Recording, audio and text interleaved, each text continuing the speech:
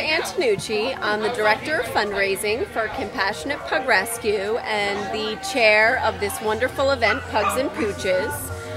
Compassionate Pug Rescue was founded in 2001 by our president, Marcia Shapiro, and it was formed because of all the unwanted senior pugs that were coming out of the shelters that weren't being adopted and were being euthanized. Compassionate Pug Rescue is actually, we're South Florida, so we do from the Keys all the way up to just under Orlando and the west coast of Florida, but we're all one group based out of Miami and we handle all that area. Hey, Pugs and Pooches is basically an adoption event. We invite all the local animal rescues, and we taught it as an education and adoption event, to spay and neuter, educate. We have dog training, and it's really how to educate everyone that rescues are beautiful, and how to actually train your pet so everybody can cohabitate and coexist together. No Paw Left Behind rescues from high kill shelters. We take out injured, emaciated dogs, any dogs that are unwanted or going to be euthanized, we rescue and we find loving homes for them. In South Florida, we work in Miami, Broward, and Palm Beach County. I believe it was formed in 2001. Yes. We are obviously breed specific. We rescue only Siberian Huskies. We have many volunteers, and we probably have at this particular time 8 or 9 dogs that are being fostered, making social adjustments and working with some issues that they might have before we place them. Most people would think Huskies, even though they have a long coat, they have an undercoat, and the undercoat's there for a reason. Not only in cold weather does it protect them, but it protects them and insulates them from the sun in warm weather as well. Yeah. They're runners, definitely, and they're pullers. They're a working dog, and they like to work. They like to work. Like if you took their work away from them, they'd kind of be sad. Yeah.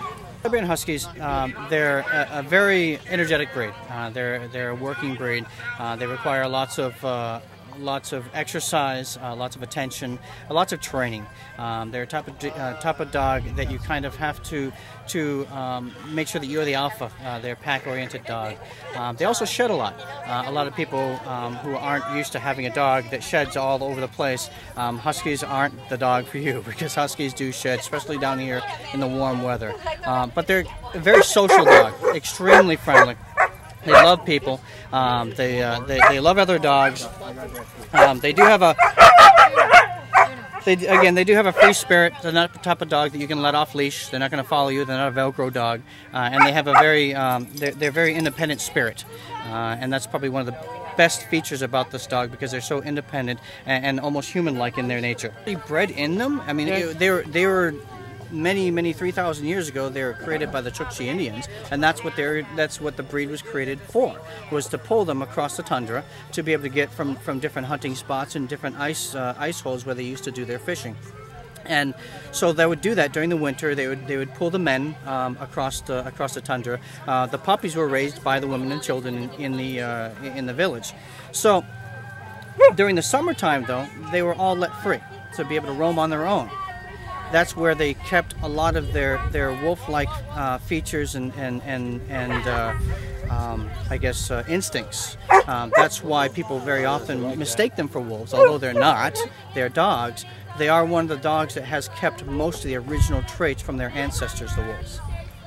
Well, he's very docile, and he has a very strong connection to Karen, which makes it probably pretty easy for us to be able to use it in that. Also, we learned real early on, when she used to try to get up, he would come over and stand next to her so she could put her hand on him and get up. And he was never trained to do that. It was just something that he did naturally. So we thought that what we want to do is just try to see if we can build upon that natural behavior. When he was 8 months old, going under my stomach. When I would get on my hands and knees in the kitchen, and he would come up under my stomach and lift me up from his back so I could hang on to the countertop. And now, as he's gotten older, instead he goes around me and comes onto my right-hand side, and I hold onto his shoulder blades and lift myself up. And he will not move until my hand's off of him. Wow. And if I struggle, like going like this, trying to get up, he will stand still, like lock his legs in to hold me up to get me so I can be on my feet. And he will not move until my hand's off and I say, good boy, and then he walks away. He's 4. Hi, I'm Deborah Berger, and we're Canine Assisted Therapy, and we evaluate and certify dogs for therapy work, and then place the volunteer with their dog in nursing homes, hospitals. We have a pack reader program where we take dogs into schools and read with the children. Miss Dylan, and Dylan's a certified cat dog, and he goes into United Cerebral Palsy on Mondays and works with the disabled. The difference between us is that we actually place the dogs into nursing homes and hospitals, where the Therapy Dogs International, they certify the dogs, but then you're pretty much on your own. Right. We are a doggy daycare in Northeast Boca, and we also have a non-for-profit, just Rescue Rehab Home. And 2 little Jack Russell Terriers that need homes. They're Bo and Benson. Hi, I'm Dana Silverswag. I'm the founder and advisor of the Crystal McAuliffe Middle School's Animal Rescue Club. We raise a lot of funds for local animal shelters, and over the past 2 years we've raised over $15,000 that my students and me and parents and the community have collected and raised for the shelters that help animals in need. These are my members right here. Hi, wait, oh nice. And somebody said you were saving a life right now? Yes, this is Mikey. He's 3 to 4 years old. He's a Brussels Hoffman, he's a male, and he was rescued because he got in a cat carrier where they bent his leg, and he's really scared of big cats and stuff, so we want him to get adopted. Volunteer rescue, and we save hundreds of pugs a year. And we're a foster family situation, so we put all of our pugs that come into our care in through a foster system so that we can have the time that they need to recover or get the vet care they need before we can find them their forever home. We are adoptablerescue.com, and we have purebred English bulldogs. Normally have eye, ear, skin problems. Those are the most typical on almost any bulldog is going to have 1 or 3 of those issues. Most of them have yeast because of their folds. You can see there, I could stick my whole finger in the folds. So you have to clean that out daily, any wrinkles that they have, any eye drops that they might be on due to entrophian or dry eye. You'd have to give them multiple drops a day. So they're pretty high maintenance. We can make them beautiful, all the wrinkles and all the things that we love. That's what causes the problems. We have to keep them clean and hygiene. There was a stray in Miami. They found her walking the streets, and we don't know. She's had puppies. We don't know if she was in a puppy mill or what, or she was just discarded. But she's coming a long way. An owner surrendered due to financials, and he is 1.5 years. He is pretty healthy. He's got to have the folds cleaned out every day, and his eyes, he needs eye drops. But other than that, he's a pretty healthy dog. And Bonnie was used as a puppy, as a breeder dog. She has quite a few cesarean scars, one over another, but now she's been fixed, so she's not going through that anymore.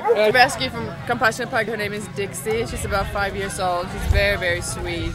She's looking for a loving forever home. Look how sweet she is. Dixie.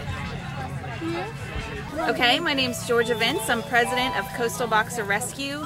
We rescue abused, abandoned, and neglected boxers from Key West to Daytona Beach. www.coastalboxers.org. This is Tommy. Tommy came from the shelter. He came with an injured eye, which had to be removed. Which shelter did he come from? Miami-Dade.